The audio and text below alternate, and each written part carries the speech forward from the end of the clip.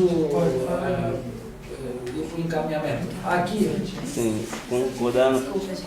concordamos sobre três definições. Sim. A primeira é violência considerada como um atos contra as leis estabelecidas dentro de uma nação. Sim. E a segunda definição é ações sem consciência, ou sem amor também. E a terceira definição é ações que deixam outros no sofrimento. Perfeito. Beleza. Você quer repetir? A primeira definição é atos ou ações contra as leis estabelecidas dentro de uma sociedade, de uma instituição. Okay. E a segunda definição é ações sem consciência ou sem amor. Certo. E a terceira é ações que deixam outros no sofrimento. Claro. Dentro da segunda estaria as diferenças, as múltiplas diferenças. Né? Só poder dizer rapidinho. Qual? A violência é a falta da emoção do amor, a transformação dela no medo. Vai. Agora foi Maria 6. Não. Vem com calma. Agora eu incorporei a Maria 5 aí. Vai. A violência é a falta da emoção do amor, a transformação dela no medo, implicando na indiferença conosco, com os semelhantes, com os familiares, com a natureza, desunindo e individualizando ao invés de individuar e promovendo a falta de cuidado. Posso fazer uma iniciação pedagógica? Isso, Valorização? Valorização. Não, tem um pouco a ver com o que a gente falou também, mas por isso, assim, quando tu tentar compreender por que uma pessoa está sendo agressiva, primeiro tenta entender de onde que está vindo o medo dela. E também talvez a resposta de onde está vindo o medo dela seja aonde faltou o amor na vida dela. É um pouco estranho falar isso, onde faltou o amor na vida dela, mas assim, porque não é assim, amor gera isso que gera aquilo. Não, pode vir de diversos vetores, né? Pode ser o contrário, então é uma forma de compreender, foi um pouco como eu senti. Eu queria aproveitar essa fala da Renata para tentar fechar esse assunto, porque eu quero dizer para vocês que a gente nunca conclui, certo? A gente nunca conclui. Então, na medida que a gente vai produzir, é para mostrar que a metodologia funciona, certo? Então, os avanços são contínuos, né? São contínuos. Então, primeira clareza, para que a gente não fique ingênuo uma coisa. A violência, como origem da pedagogia do colapso, vem no medo, a emoção, reconhecida a emoção fundadora do humano. Quando você percebe que é o medo que faz a pessoa ser violenta, imediatamente você vai ao encontro do que a Renata falou. A opção pelo medo significa uma negação, que é a negação da biologia do amor.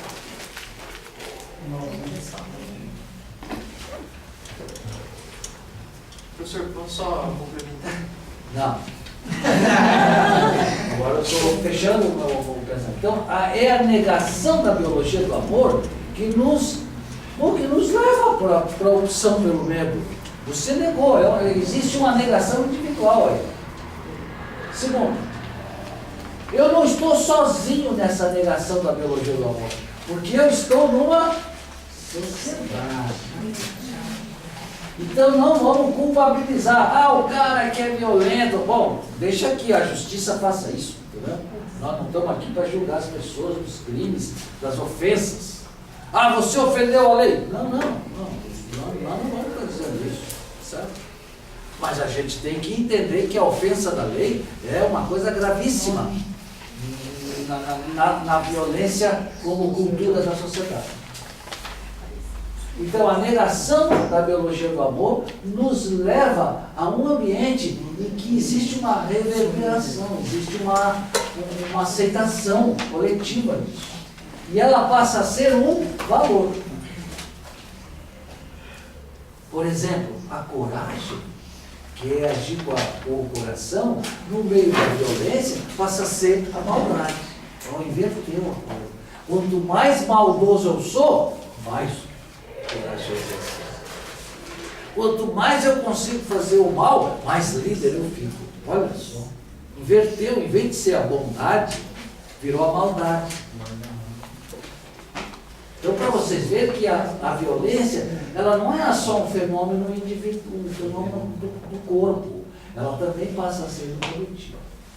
Terceiro degrau na compreensão da violência é quando eu assumo a violência e faço um planejamento da sua aplicação.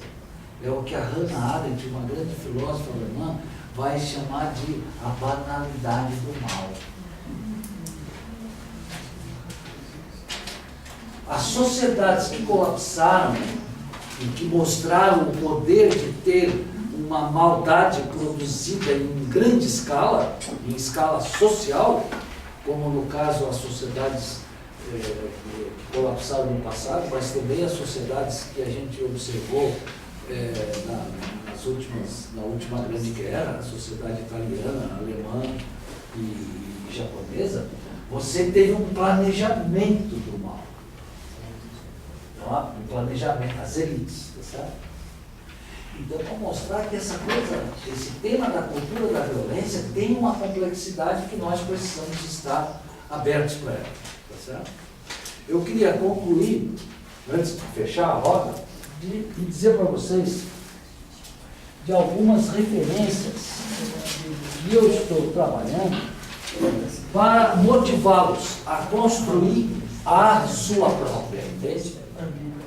Porque se você não buscar criar o seu pacote de referências, cara, você não vai conseguir avançar. Então, aqui eu tenho alguns livros que falam do conceito de barbárie. Existe uma passagem do conceito de colapso para o conceito de barbárie. São duas palavras que um colapso é quando a sociedade realmente colapsou. Acabou, quem sobrou foi viver outra vida. A barbárie é um conceito sociológico e o colapso é um conceito geográfico. Ele descreve. A barbárie é um conceito sociológico, ele vai trabalhar as sociedades nas quais a civilização não existiu como nós conhecemos, mas sim. A outra ideia de barbárie e de colapso é a ideia do conceito sociológico de violência política, porque essa está absolutamente presente no dia de hoje. Nós somos frutos de uma cultura da violência que é adjetivada de política, é o próprio Estado que promove a violência política. Então nós temos que saber que a pedagogia da sustentabilidade, como nos deixou o legado Paulo Freire, é fundamentalmente uma pedagogia política. Então estejam preparados para vocês também fazer uma ponte com a política, não tem como. Bom,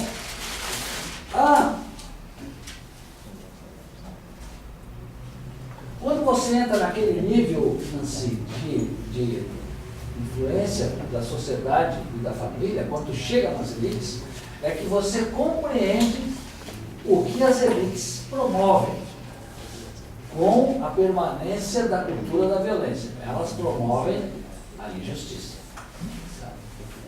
Porque elas sabem que estão sendo injustas. Certo? Cabe a nós, que sofremos a injustiça, criar o conceito de justiça. Porque a maior parte da injustiça é a mesma forma da degradação. Ela é sutil. As águas subterrâneas estão sendo completamente contaminadas. E a gente não vê. Ela é sutil. A injustiça também. A injustiça, nós somos todos os dias frutos de injustiça. Só que a gente está tão ocupado com o dia a dia que você... Então, essa ideia da injustiça está ali, naquele ponto lá das elites. Com respeito ao colapso, esse é o nosso livro básico. Então, nós temos aqui 4 capítulos que nós precisamos disponibilizar de forma de PDF. Eu não sei se isso já não tinha sido feito com os haitianos. Já, né? Tu tem isso no PDF? Sim. Já tem. Tá bom, então. Então, amanhã eu vou estar mandando para vocês com precisão quais são as páginas. Tá certo? Essas páginas vocês precisarão ler. Esses livros eu só estou mostrando, certo? Agora essa aqui a gente vai ter que ler, porque ela é a mais fácil, porque é descritiva. Tá? E eu tenho outro livro aqui para aqueles que estão indo em inglês, que poderia ser interessante vocês também darem um tempinho para fazer uma síntese de alguns capítulos desse livro. Tá certo? Que ele é anterior ao Diamond. Certo? O Diamond é de 2005, esse aqui é de 95. Tá? Então também é um livrinho que valeria a pena passar os olhos. Story of history of the world. E o filme também dá para Sim,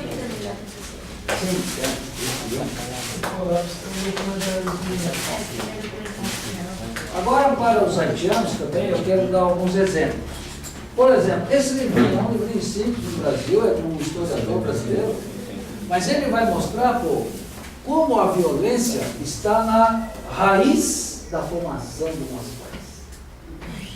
Então nós precisamos saber isso. Certo?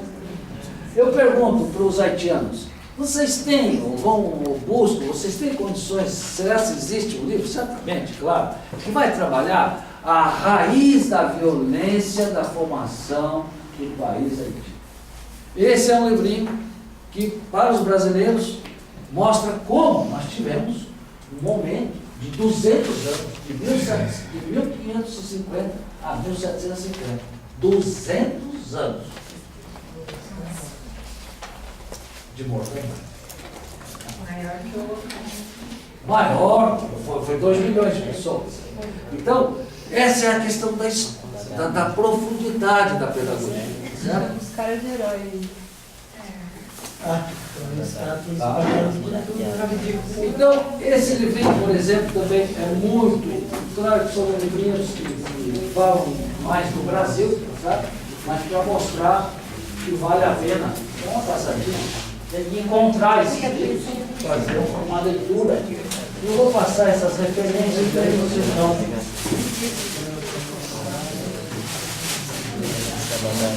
Eu estou pensando mais nos brasileiros, né? Mas nós precisamos pensar nos haitianos. Como é que nós vamos trabalhar esses livros? O haitiano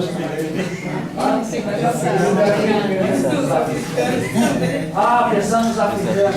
Não só dos haitianos. Mas aí eu já não sei. Os africanos e as africanas.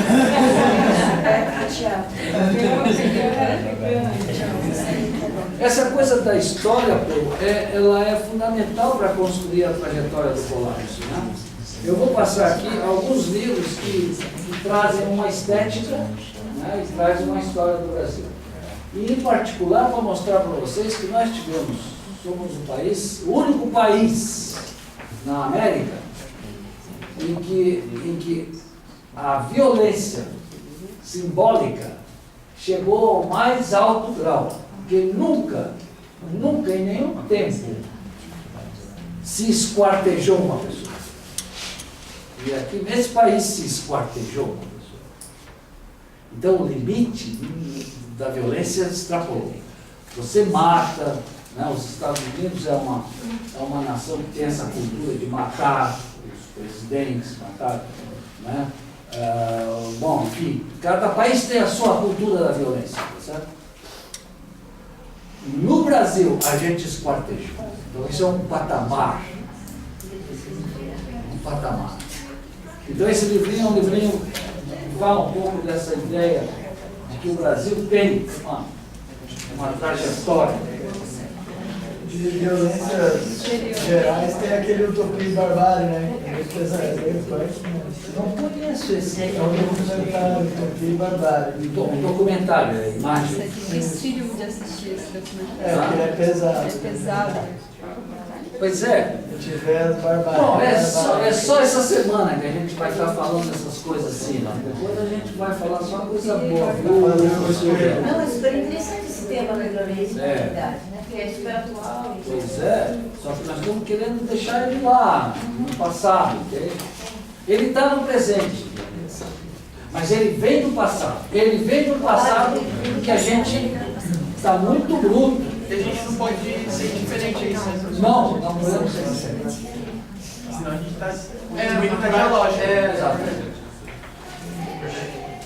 E agora aqui eu quero passar para vocês um dos mais lindos livros, bom, enfim.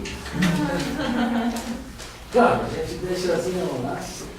Que é de um francês, isso aqui existe um francês, desse cidadão, que é Henri Masters, que é um cara que morreu muito jovem, 40 e poucos anos, mas é um antropólogo que fez a diferença. Ele vai compreender os ameríndios do Atlântico. E ele vai dizer que, assim como os gregos, esses ameríndios, ou seja, os Guarani, os Tupinambás, tinham uma visão política de sociedade avançadíssima. E que eles definiam bem claro que o Estado tinha que ser menor do que a sociedade. Cara, é de uma clareza. Ele vai dizer que a violência no Brasil começa quando, evidentemente, chegam os europeus que impõem a sua visão de Estado sobre a sociedade. Então ele vai trabalhar essa questão da relação entre sociedade e Estado. E que os Guarani tinham conseguido o suprassumo de uma sociedade que mantinha o Estado no seu devido lugar. Então o chefe era a maior autoridade, só que não tinha o poder de fazer nada. Olha isso. Mas nada podia ser feito sem a presença do chefe. Porque o chefe tinha autoridade, ele era eleito pelas mulheres ou pela ele. O xamã era a maior autoridade, só que não tinha poder para fazer nada. Então eles conseguiram dissociar os ameríndios do Atlântico, que começam desde os Innu, desde os Inuit e desde os Innu. O Innu é abaixo dos Inuit, certo? Que é esse povo que diz que é o responsável pela inserção da cultura da Mãe Terra na costa atlântica, porque a cultura da Mãe Terra é uma cultura dos povos do Atlântico, mais fortemente. Né? Os maias, todo aquele povo lá não tinha essa cultura da Mãe Terra, só do Pai Sol. Então esse é um livrinho assim, que, bom, quem puder pegar essa referência, eu amanhã vou mandar essas referências por escrito, Pedro. E aí você vai ficar com isso, para você, a referência, tá certo? Você já viu alguma coisa de auto? Não. Aí seria o caso, talvez, até de cada um trazer as suas referências lá. E a gente vai fazendo uma biblioteca compartilhada. Seria legal, né, Nancy? Eu acho que para a gente. História que é do Jean Delumeau, que é a história do medo do Ocidente. Olha só. Olha. Vamos fazer isso, a equipe aí, né? Vamos montar uma biblioteca cooperativa? Ok? Beleza. Aí, por exemplo, pensando no curso para os professores, nós teríamos que montar essa bibliotecazinha física para mostrar. Ó, gente, tal. Porque, né? Tem impressionado. Sei, mas... Fazer um sistema de igual biblioteca. Porque assim como eu só tenho um, entende? Eu não sei como é que seria, né? Mas ter o livro fisicamente para mostrar, eu acho legal, né? Sim.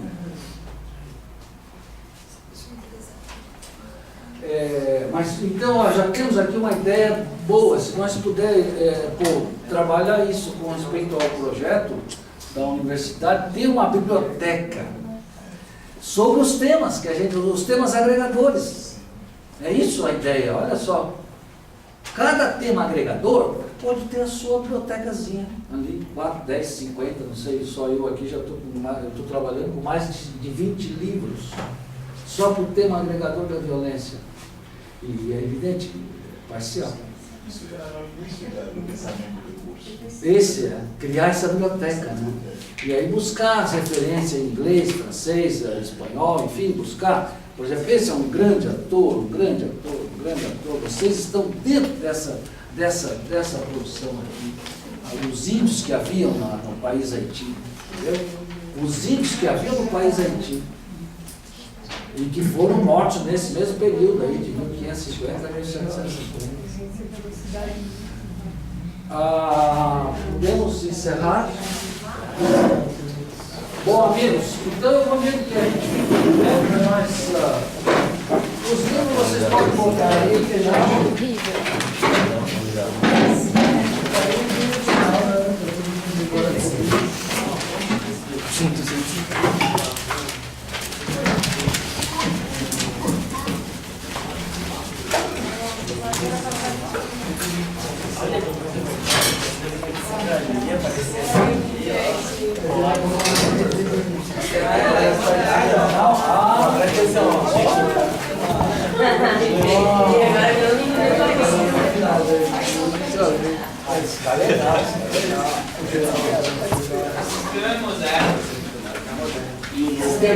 Não mais, o sistema é moderno.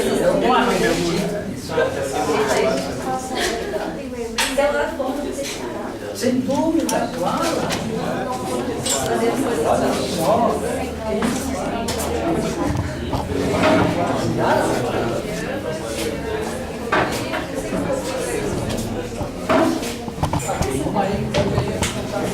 Gente, vamos.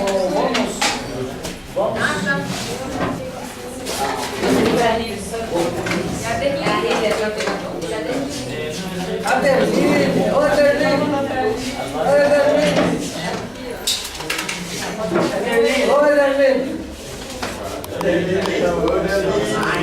Pô, você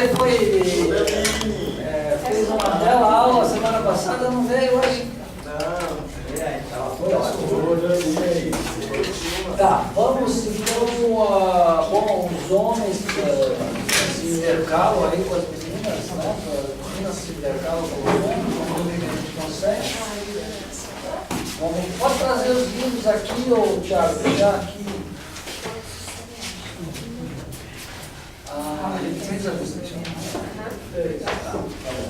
Gente, então vamos nos aproximar, pode ser aquela técnica de ombro, que vocês também.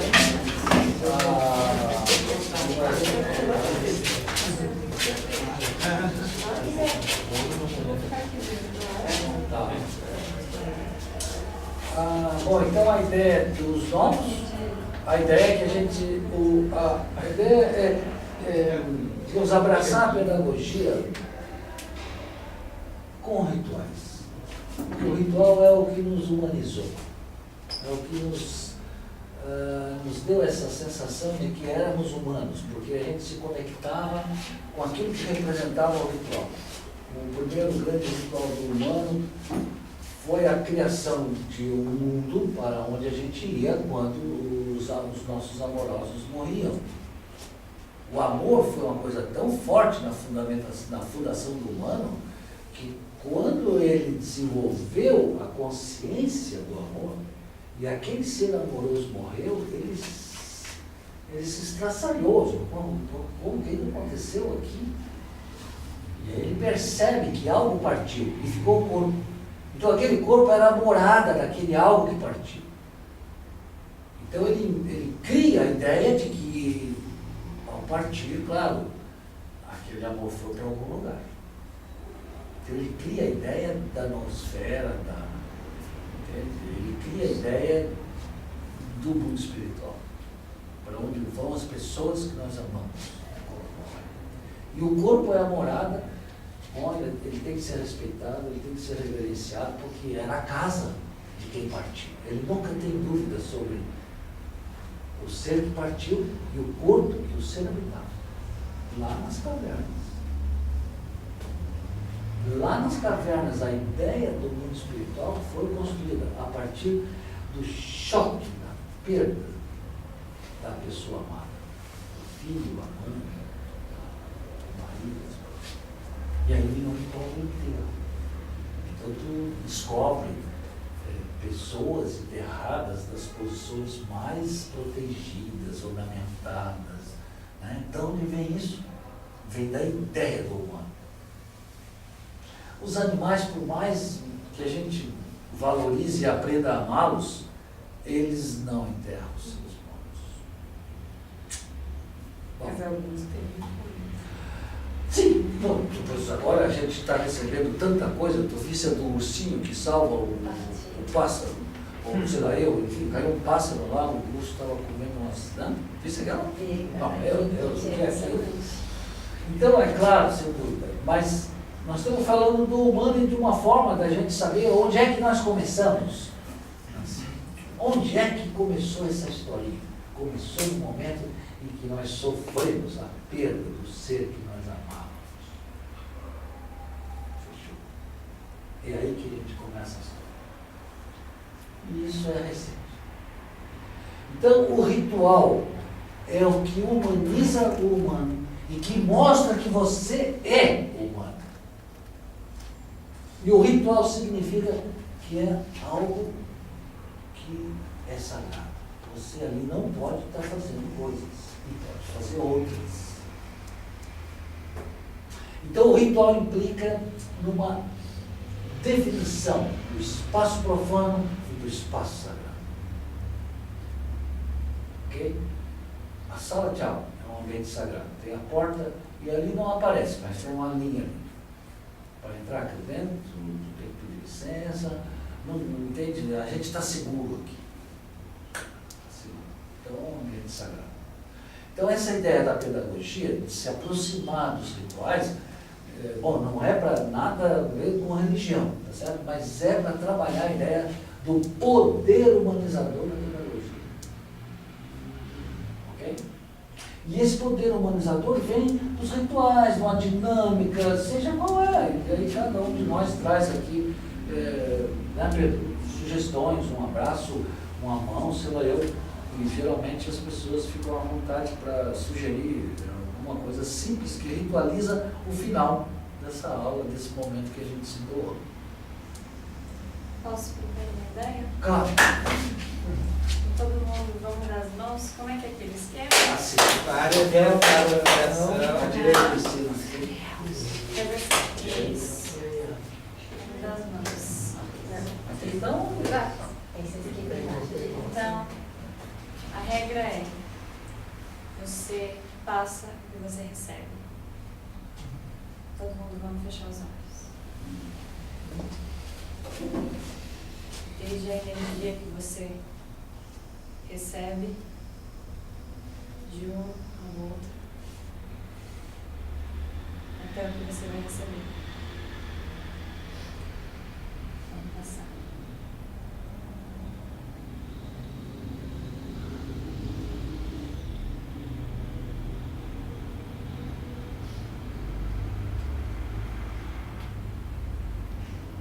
Recebeu, passe.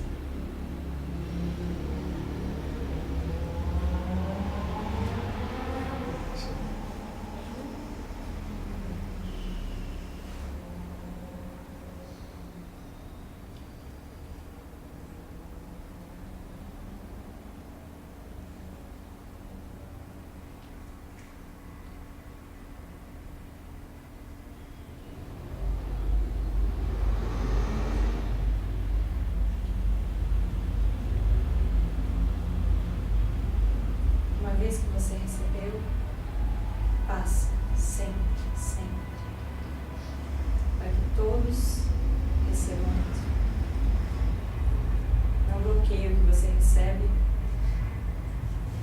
como símbolo de qualquer coisa na vida.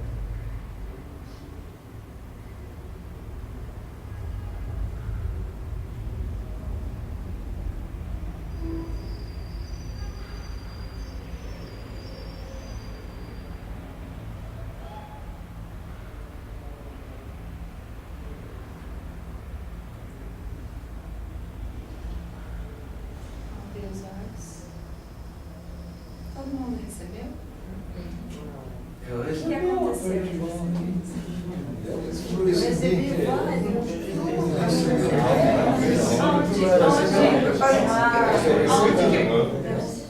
Aonde bloqueou?